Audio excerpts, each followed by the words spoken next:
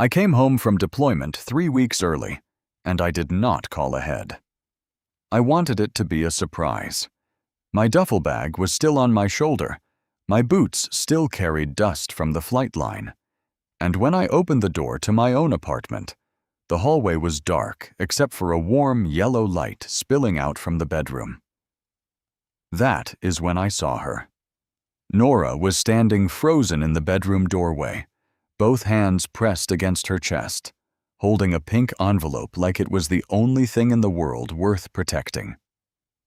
Her eyes were wide open, not scared, exactly. Something djuptårstising I had never once seen on her face before. She looked straight at me and said, so quietly I almost had to read her lips, "You weren't meant to see this." In that moment, standing there with my keys still in my hand, I was certain she was hiding something terrible from me. I was wrong about almost everything, except how much that single sentence would end up mattering.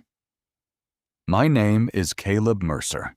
I am 29 years old, a staff sergeant in the United States Army, logistics, stationed out of Hunter Army Airfield just outside Savannah, Georgia. I grew up an hour outside the city, in a small town called Hinesville, the kind of place where everybody knows your last name, but nobody really asks how you're doing. Not the real answer, anyway. My father died in a truck accident when I was 16 years old. My mother has rheumatoid arthritis, and on the bad days, she can barely twist the cap off a bottle of water. I joined the Army at 22, partly because I felt like I owed something to the country that raised me, but mostly, if I'm honest, because the health insurance was the only thing solid enough to take care of her the way she needed. I found a 2-bedroom apartment in Ardsley Park a few years later, 2nd floor, a small balcony that looked out over a row of live oaks dripping in Spanish moss. My room had a bed, a dresser, and a folding desk I never got around to replacing. The 2nd bedroom sat closed for almost 2 years, nothing in it but a layer of dust and an old box fan I kept meaning to donate. I liked living alone, or at least I told myself I did. There's a certain comfort in a quiet apartment where nobody expects anything from you, where you can come home from a 16-hour shift and not have to explain the silence. I'd had a couple of relationships before that. Nothing that lasted, nothing that ever felt like it was supposed to. I wasn't bitter about it. I just figured some people are built for that kind of closeness. And some people, like me, are built to take care of things from a careful distance. My mother used to tell me I loved people the way I loaded a truck. Careful, methodical, everything strapped down so nothing could shift and break. I never argued with her about it, mostly because she wasn't wrong. 3 years ago, a co-worker of mine from the base library mentioned that her friend needed a place fast. Her landlord had sold the building out from under her with barely 2 weeks' notice, and she had nowhere lined up. That friend turned out to be Nora Ashby, 24 at the time, a children's librarian at the Bull Street branch downtown. 2 weeks turned into 2 months without either of us really deciding it should. 2 months turned into a year and a half. She paid her half of the rent on the first of every single month, on time, never once short, never once late, even when I told her the middle of the month was fine. Life with her settled into something simple, polite. We had clean lines neither one of us ever crossed. I got up at 5 in the morning for physical training. She got up at 7, made coffee, read at the kitchen table before work. I cooked dinner on Sunday nights because it was the one evening I actually had time, and she did the dishes without ever once being asked, humming something under her breath while she worked. She had this habit of leaving small notes written on pink paper stuck to the kitchen counter with a magnet shaped like a lighthouse. Out of milk. Package at the door. Bring it in before it rains. Lock up tonight. Wind's picking up off the river. I figured it was just a librarian thing, Somebody who works with paper all day, reaching for paper first instead of texting. I never thought twice about it. Looking back now, I can see I wasn't looking closely enough at anything. She had a way of making a shared space feel lived in without ever crowding it. She kept a small stack of paperback novels on the coffee table, always rotating, always dog-eared in the corners. On Sundays, while I cooked, she'd sit at the counter grading her own little handmade reading logs for the kids at the library, humming along to whatever record she'd put on, usually something old, Nina Simone or Etta James, records she'd inherited from her Italian grandmother, along with the habit of writing everything down on paper instead of typing it. I used to tease her about it, ask her if she was allergic to her phone. She'd just smile and say, some things are worth the extra step of writing them by hand. I should mention Dylan Pratt here, because he matters later, more than I ever wanted him to. Dylan was in my unit, 30 years old. From Atlanta originally, the kind of guy who could walk into any room and have the whole place laughing inside 5 minutes. He blew out his knee during a training exercise and never deployed with the rest of us, which meant he stayed behind in Savannah the entire year I was gone. He used to stop by the apartment sometimes, bring a six-pack, watch a game on the couch, talk about nothing in particular for an hour or two. He met Nora a handful of times over those visits, always friendly to her face, always laughing at her jokes a little too hard. But I remember the way his eyes would move around the apartment when he thought nobody was paying attention, like he was cataloging something, measuring it against some version of his own life. I didn't think much of it at the time. I had no reason to. He was just Dylan being Dylan, or so I told myself. Then the deployment orders finally came through. 12 months Kuwait. Logistics work. Coordinating equipment transport and supply lines. Nothing close to the front lines, but still a world away from everything I knew. I asked Nora one evening in the kitchen if she wanted to stay on and keep an eye on the place while I was gone, half expecting her to say she'd rather find somewhere else for the year. She said yes without a moment of hesitation, and then she smiled, that small, crooked smile she had, and said, "I'll keep the mint plant alive so you don't have to feel guilty about it the whole time you're gone." I had bought that mint plant 3 months earlier for the balcony and never once managed to water it on any kind of schedule. I laughed at that, actually laughed out loud. I did not know, standing there in that kitchen with my duffel bag half zipped on the floor between us, that I was looking at someone who had already started falling for me, slowly and quietly, and that I would not understand any of it for another year and a half. Kuwait, once I got there, settled into its own rhythm fast, the way these things always do. 50-degree heat that never let up even after dark. Sand working its way into everything, no matter how careful you were. Long overnight shifts in a supply warehouse under fluorescent lights that hummed like they were as tired as the rest of us. I wasn't lonely in any dramatic way. I had built myself to be alone a long time ago, somewhere between losing my father and learning to take care of my mother on my own. But there were nights, 2 in the morning Kuwait time, when I'd open my phone in the dark and find a message from Nora already waiting there. A photo of the mint plant with the caption, "Still alive, don't worry." A photo of the sunset dropping down over the Savannah River, the water gone gold and pink at the edges. Sometimes just a single line, nothing more. Rained all day today. Read 2 whole books. Short messages, never demanding a single thing back from me. Never asking me to prove I was thinking about her. I liked it more than I ever let myself admit at the time. It felt like someone leaving a porch light burning for you, even when you're half a world away and can't see it flicker. There is a particular kind of loneliness that comes with deployment. one I never quite found the right words for, even after 7 years in uniform. It isn't the absence of people, because you're surrounded by people every hour of every day, shoulder to shoulder in a mess hall or crammed into a supply truck. It's the absence of anyone who knew you before all of this, before the uniform and the rank and the routines. Most nights, I didn't think about home at all, because thinking about home too much is its own kind of danger out there. It slows you down, makes you careless.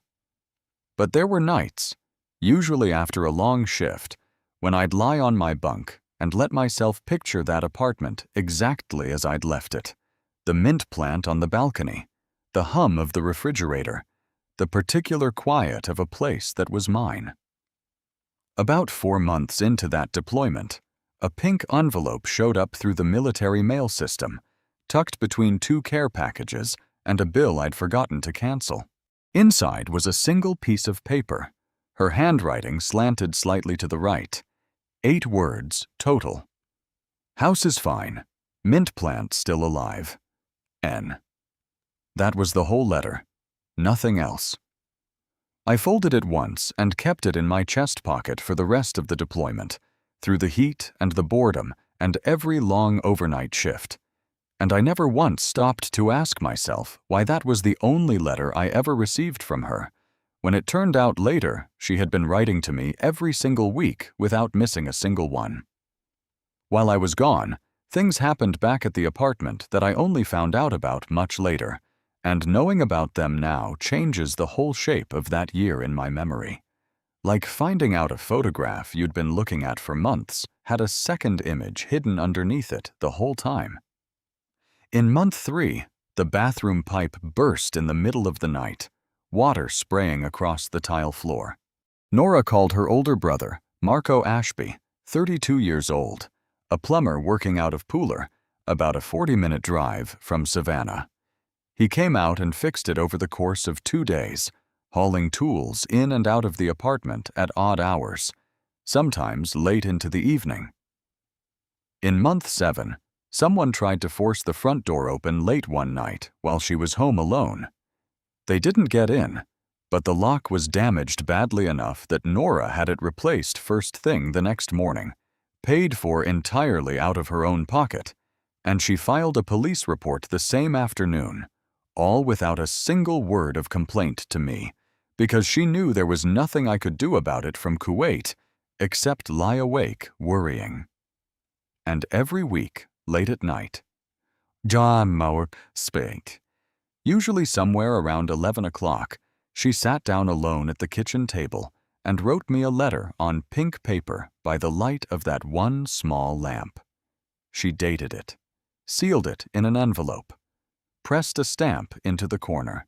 Then, instead of walking it to the mailbox at the end of the block, she carried it upstairs and set it inside a shoebox tucked under her bed. 73 letters written over 18 months, and not one of them ever actually left that apartment.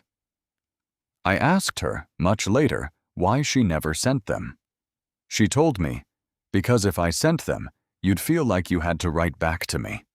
And I didn't want you writing to me out of politeness, or guilt, or some sense of obligation.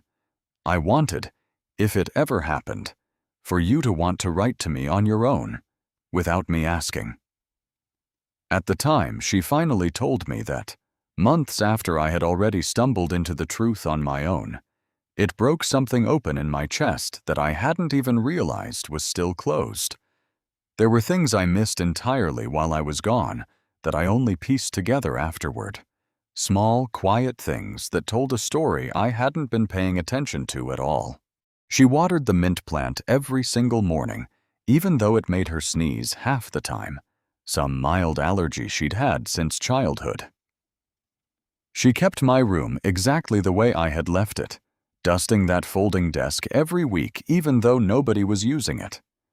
When the pipe burst, she moved my things up onto the high shelves before she even thought about protecting her own belongings first.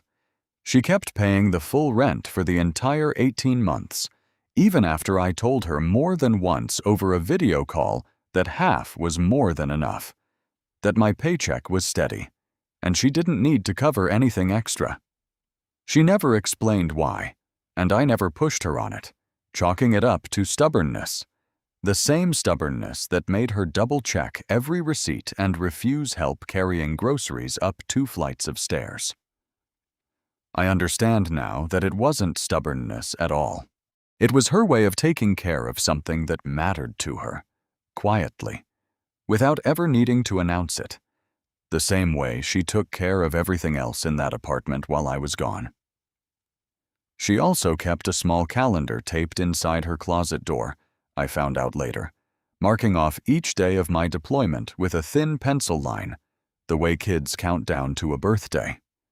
365 little marks by the time I came home, though I only made it today 344 before Sergeant Davis, my company commander, pulled me aside and told me my performance evaluations had earned me an early release, 3 weeks ahead of the original schedule.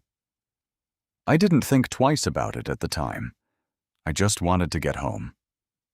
And through all of it, Dylan kept texting me, not constantly, just often enough, always landing at exactly the right moment to plant a small seed and let it sit there. "Hey man, stopped by your place yesterday. Your roommate changed the locks. Couldn't even get in this time." He never once asked why. "Saw some guy going in and out of your apartment a few days in a row this week. She seeing somebody?" He never mentioned that the guy fixed pipes for a living, or that his last name happened to be Ashby. I read those messages lying on my bunk in that heat, felt a small, uncomfortable flicker somewhere behind my ribs, and pushed it down every single time because I trusted her completely. But the seed was already planted in the ground. It just hadn't grown into anything yet, not until I was standing in that hallway with my boots still on.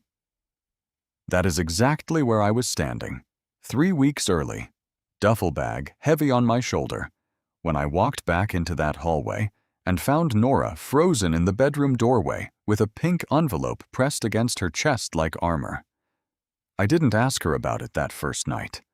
Not because I wasn't curious, because I was, more than I wanted to admit even to myself.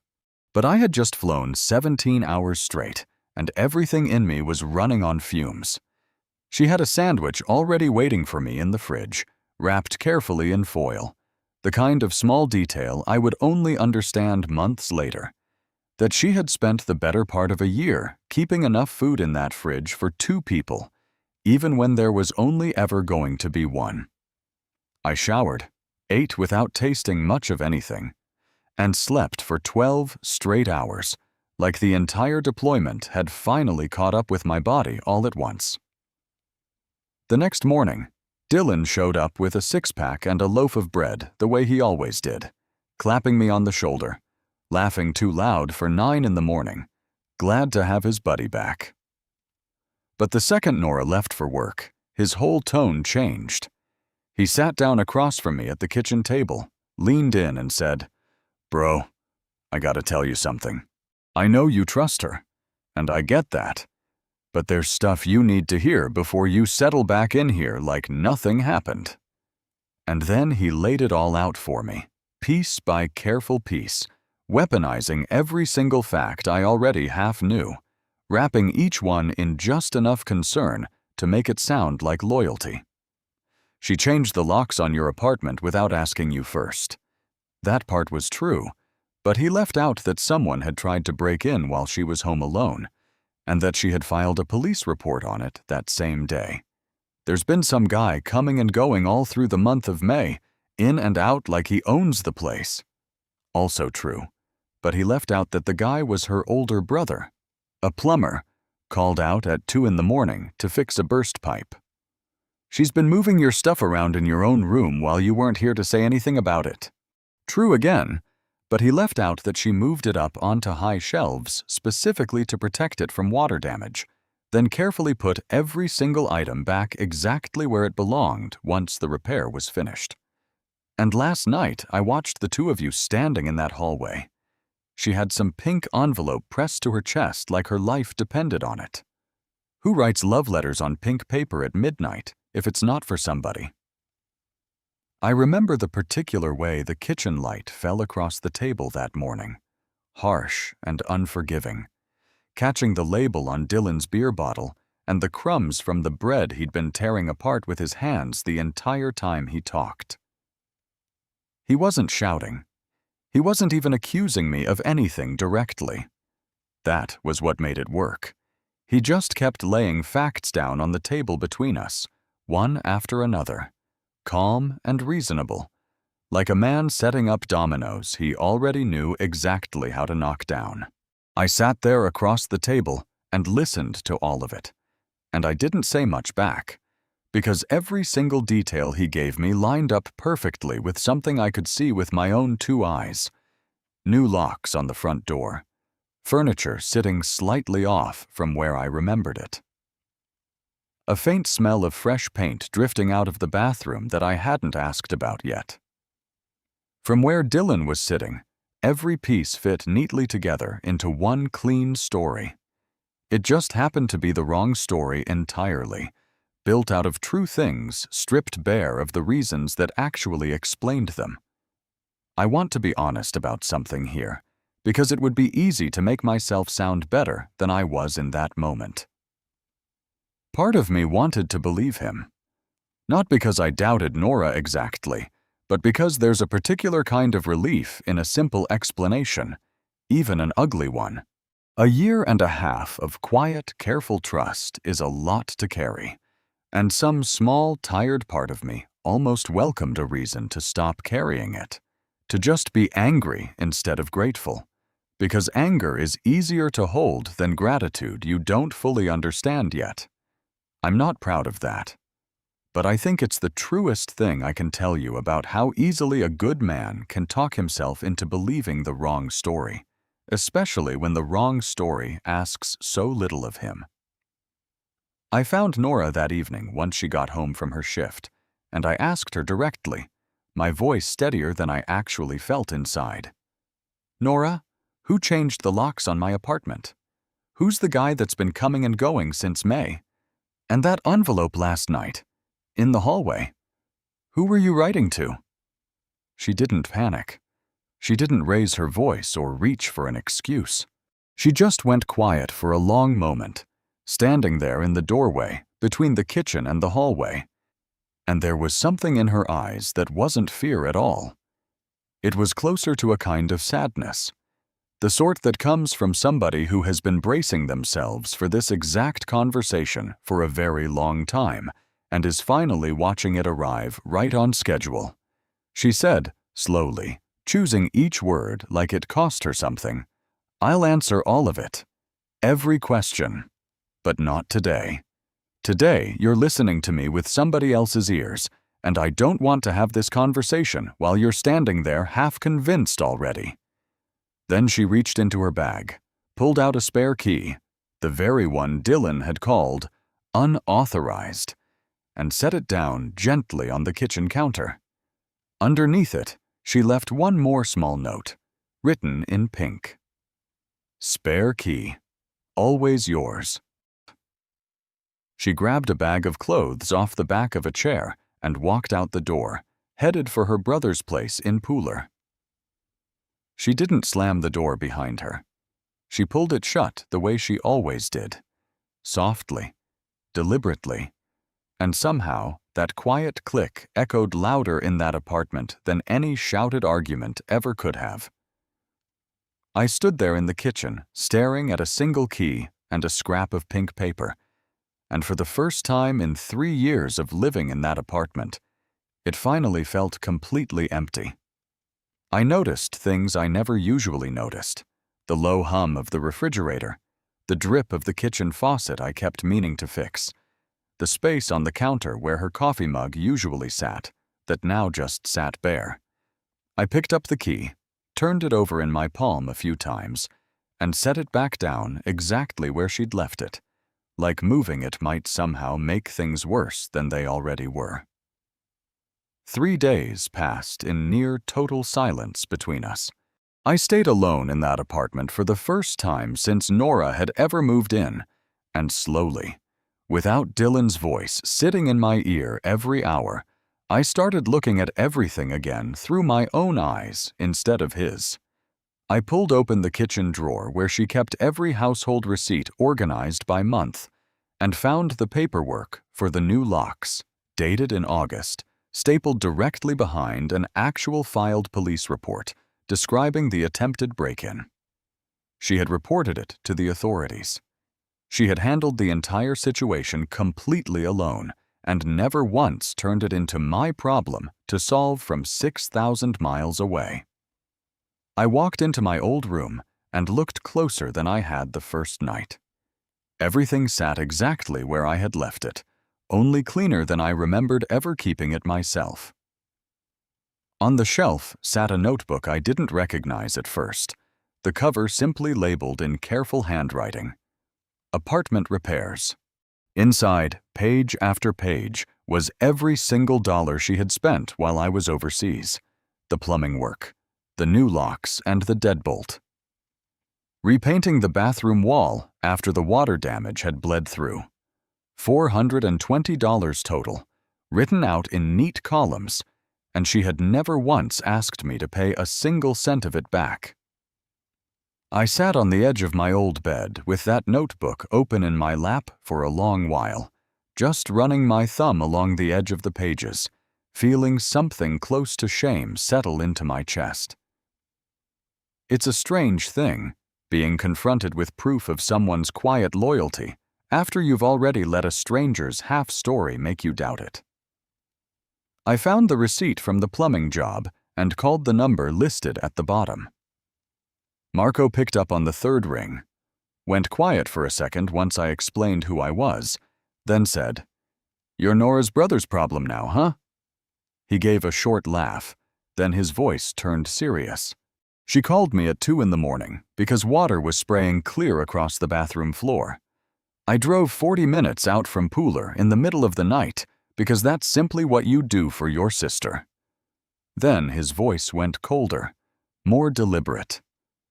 "If you're about to ask me whether I'm her boyfriend, then you don't deserve to know about those letters at all." I asked him, "What letters?" He wouldn't answer that one. He just said, "Ask her yourself, Caleb. That's not mine to tell." I drove out to Pooler that same afternoon without calling ahead. Nora opened the door with no makeup on, her hair pulled back in a loose knot, dark circles under her eyes, like she hadn't slept much better than I had over the last 3 days. She didn't look surprised to see me standing there. It was almost like she had been quietly counting down to exactly this moment the entire time. I told her, standing there on her brother's front porch, "I found the receipts. I called Marco. Dylan wasn't lying to me. Not exactly, but he left out every single thing that actually mattered. And I'm sorry I let myself listen to him instead of coming straight to you." She looked at me for a long, quiet moment, and then said simply, "Come inside." She led me into Marco's living room, and on the coffee table sat an old shoebox, the Nike logo faded almost completely from age and handling. She lifted the lid slowly. Inside were 73 pink envelopes, stacked in neat rows by date, each one stamped and addressed carefully to my APO address in Kuwait, fully ready to be mailed, and never once mailed at all. I remember the sound the lid made when she set it aside, a soft cardboard scrape that seemed too small a sound for what it revealed. Marco stood in the doorway behind us for a moment, arms crossed, not saying anything, just watching. The way an older brother watches to make sure someone deserves to be let this close to, something his sister had spent a year and a half protecting. Then he quietly stepped out and left the two of us alone with the box between us on the table. She said, her voice barely above a whisper, "Every single week, I sat down and wrote you a letter. About the mint plant, about the rain coming off the river, about the neighbor's cat that kept sneaking onto your side of the balcony, about being terrified you might not make it back home, about the fact that I—" She stopped for a moment, gathering herself, then finished it anyway. About missing you far more than a roommate is supposed to miss anybody. I looked down into that shoebox at 73 weeks of letters I never even knew existed. I asked her quietly, "Why didn't you send them?" She said, "Because if I sent them, you'd feel like you had to write back to me. I didn't want you writing to me out of guilt, or obligation, or some misplaced sense of duty. I wanted, if it ever actually happened, for you to want to write to me on your own, without me ever asking you to." I didn't say anything at first. I reached into the box and pulled out the very first letter. Pink envelope, blue ink. Her handwriting slanted slightly to the right, and I opened it right there in front of her. I didn't kiss her that day. I read that first letter all the way through, folded it carefully back along its original crease, and slid it into my chest pocket right next to the one letter she had actually sent me during the entire deployment, the one I had carried through every long shift overseas. Then I told her, "Let me read all of them, every single one, in the order you wrote them, and when I'm done, I'll write back. Not out of politeness this time." She looked at me for a long moment, like she was checking whether I meant it, and something in her shoulders finally eased, like she'd been holding them tight for a year and a half and had only just now allowed herself to set that weight down. Over the following week, I read exactly one letter each night, in the precise order she had written them across those 18 months. Each one opened a small window into a version of her life I hadn't been present for at all.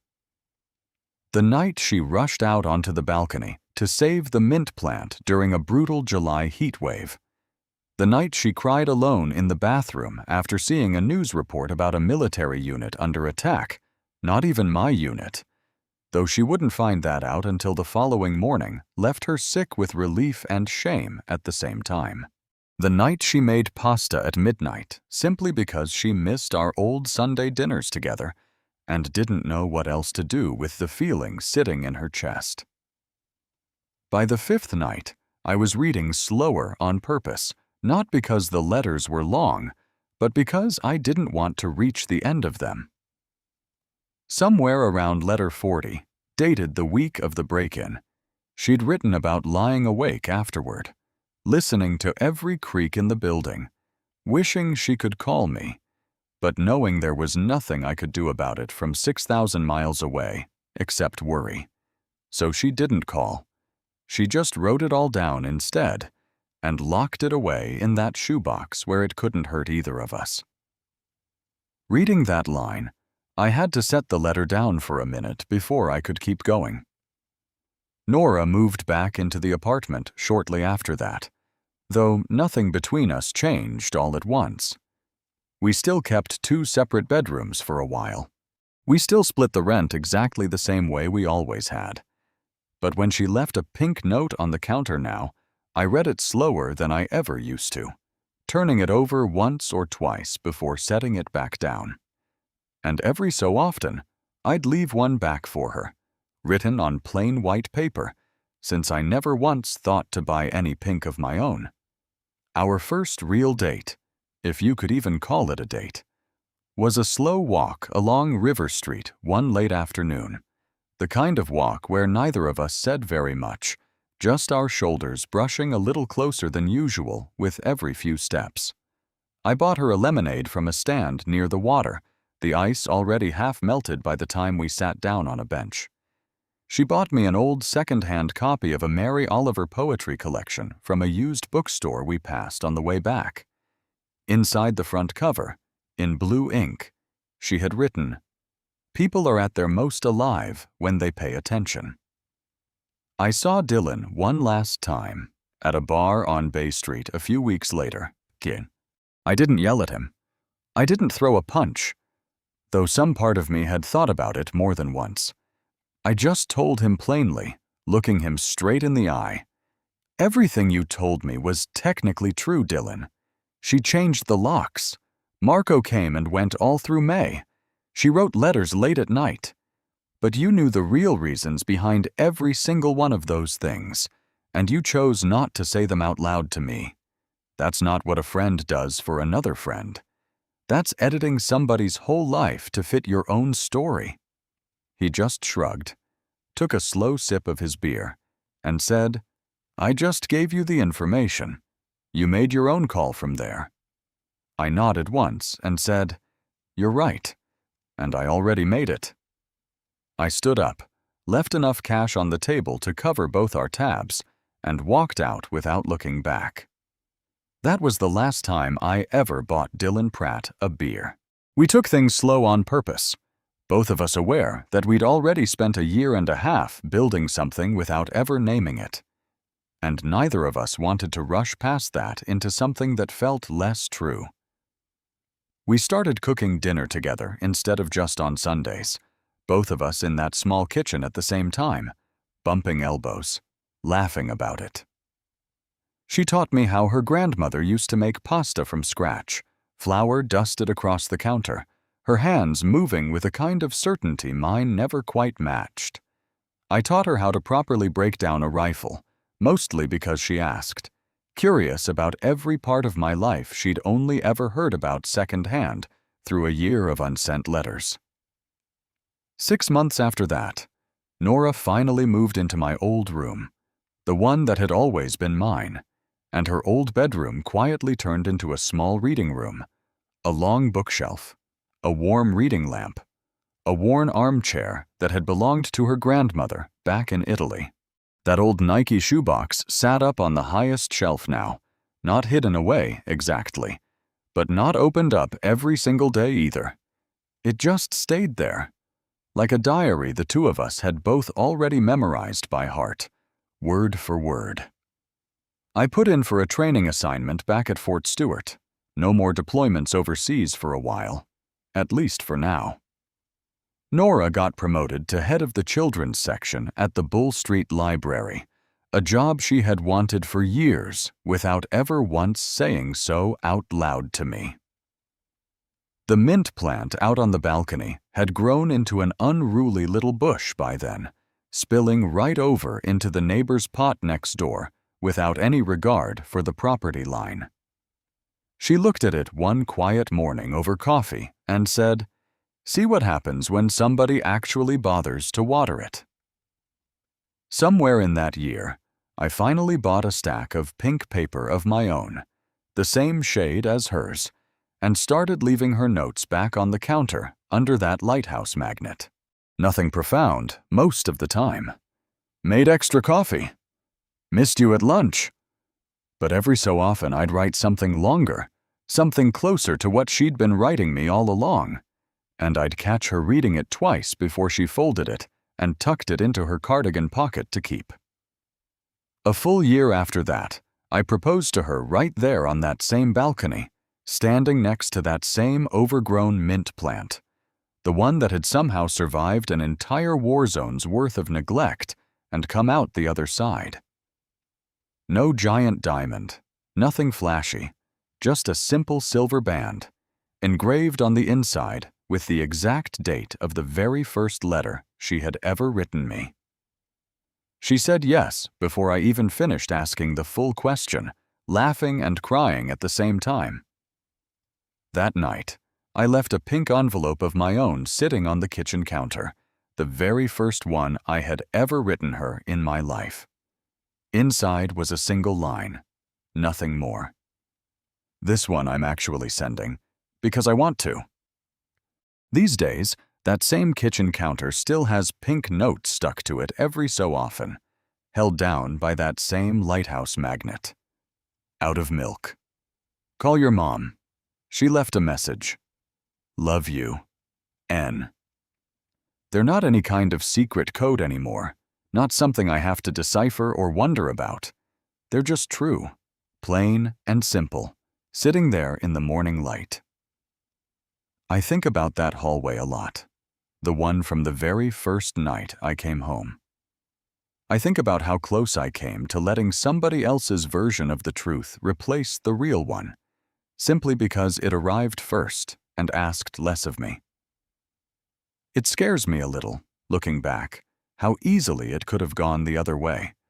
How many good things get lost every day, not because they weren't real, but because somebody believed the wrong voice at the wrong moment and never circled back to check.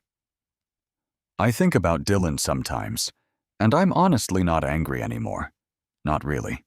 He ended up teaching me something I never wanted to learn the hard way, which is that facts alone are never quite the same thing as honesty.